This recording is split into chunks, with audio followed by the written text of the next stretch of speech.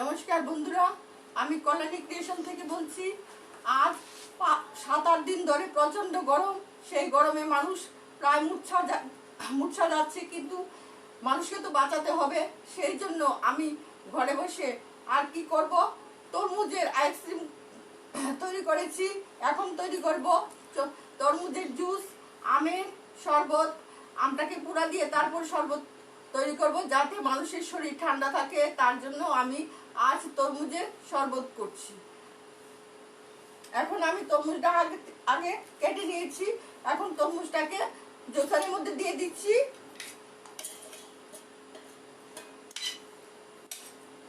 এখন আমি মিক্সিতে করে এটা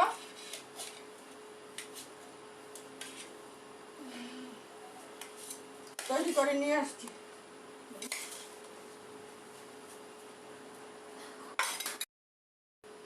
এখন তরমুজটাকে মিক্সিতে পিষিয়ে নিচ্ছি। এখন এটাকে ছাঁকনি দিয়ে ছেঁকে নিচ্ছি,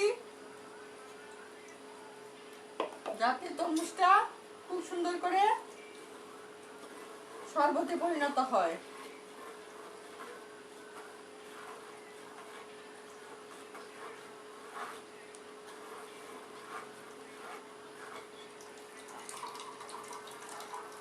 এইভাবে আমি ছেঁকে নিচ্ছি।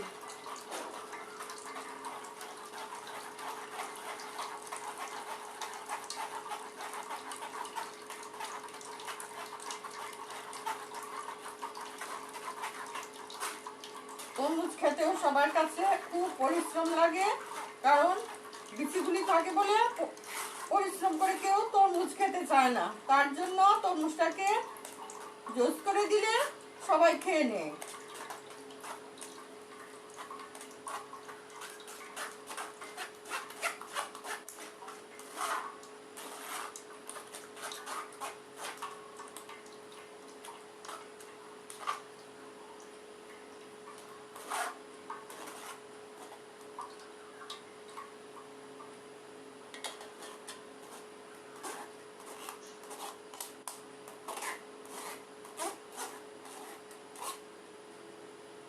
এটা এখন থাক, পরে আবার একটা মিক্সিতে দিলে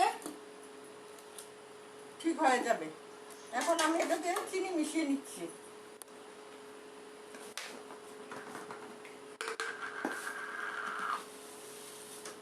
তরমুজ তো এমনিতেই মিষ্টি, কিছুটা কম লাগবে।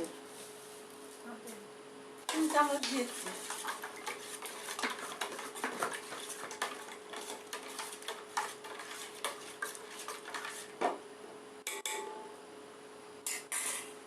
আর 1 চিমটি লবণ দিয়ে দেব।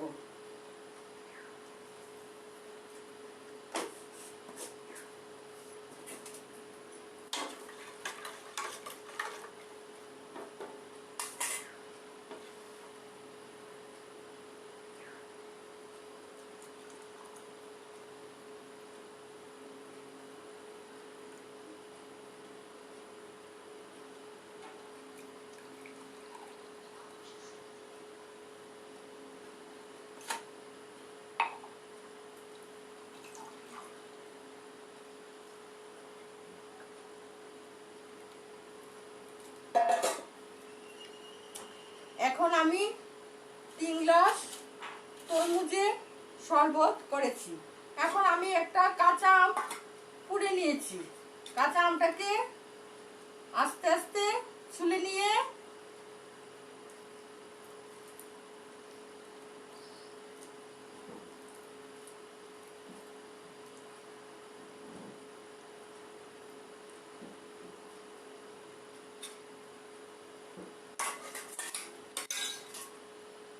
একটা বাটিতে আমটাকে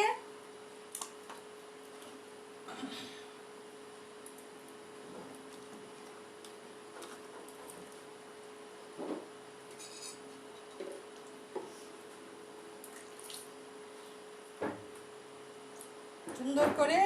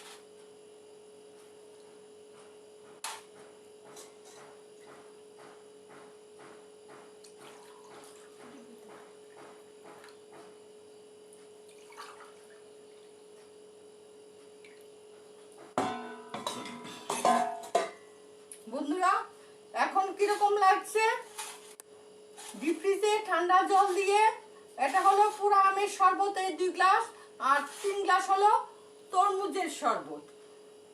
দেখতে খুব সুন্দর লাগছে কিন্তু খেতেও খুব সুস্বাদু। তরমুজের শরবত আর কাঁচা আমের শরবত, যা আমরা গরমের দিনে খাই, কিন্তু গরম যে প্রচন্ড, তার হাত থেকে বাঁচার জন্য আজকে আমি তরমুজের শরবত আর কাঁচা আম পোড়া দিয়ে শরবত করেছি। দুটোটাই খুব শরীরের পক্ষে উপকার, যা খেলে আমাদের শরীর ঠান্ডা হয়ে যায়, মন তৃপ্তিতে ভরে যায়, কাজ করতেও ভালো লাগে যে না শরীরটা ঠান্ডা আছে, এখন কিছুটা কাজ সেরে নেই। কিন্তু তরমুজটা যদি আমরা ডিপ ফ্রিজে রেখেও, তরমুজ তো আর ডিপ ফ্রিজে ঢুকে না, বড় তরমুজ, তার জন্য ফ্রিজে রেখেও আমরা তরমুজটা কি করি, খেতে পারি না ঠিক মতো। কারণ তরমুজে প্রচন্ড বিচি থাকে, তার বিচির জন্য আমাদেরও ভীষণ অসহ্য লাগে। তার জন্য আমরা তরমুজের জুসটা বানিয়ে খেলে খুব শান্তিতে খেতে পারি। আর পুরো আমের শরবতটা আমরা তো আর এখন পাকা আম পাই না যে পাকা আমের শরবত খাবো, তার জন্য আমরা কাঁচা আমরা কিভাবে শরবত খাবো, কিন্তু অনেক সময় কাঁচা আমটা কুচিয়ে ভালো করে পলে, তারপরে কুচিয়ে তার রসটা দিয়েও আমরা আবার কিছু আম এরকম ভাবে কুচিয়ে তার দিয়ে আমরা শরবত খেতে পারি। এখন আমরা তেঁতুলের শরবতও খেতে পারি। সবকিছু শরবত খেয়ে আমরা শরীরকে ঠান্ডা রাখবো। তারপর ভীষণ টক খেলে তো আবার অ্যাসিডের প্রবলেম হবে, তার জন্য একটু বুঝে শুনেই শরবতটা খেতে হবে। তবে তরমুজের শরবতটা আর পাকা আমের শরবতটা এমনিতেই খুব বেশি খেলে শরীরে কোনো ক্ষতি করবে না। তার জন্য আমি বন্ধুদের বলছি, সবাই এখন তরমুজটা এমনিতে না খেয়ে জুস খেয়ে নিন, আর কাঁচা আমটা পুরা দিয়ে শরবত করুন, দেখবেন শরীরে খুব উপকারে আসবে, দেহ মন সব ঠান্ডা থাকবে। আমি সব বন্ধুদের বলছি যে আপনারা শরবত কাঁচা আমটা দিয়ে খান, শরীরটা খুব ঠান্ডা রাখবে। আর এখন তো মানুষ প্রচন্ড আম ডাল খাচ্ছে, প্রচন্ড গরমে চাটনি খাচ্ছে, তার থেকে আর বাঁচার উপায় নেই গরমের হাত থেকে। এই বলে আমি আজকে আমার ভিডিওটা শেষ করছি। আমার ইউটিউবের বন্ধুদের বলছি কিরকম লাগলো তাদের আমার এই শরবতগুলি দেখে, তারা যেন আমাকে লাইক শেয়ার কমেন্ট করতে না ভুলে, তার জন্য বলছি নমস্কার।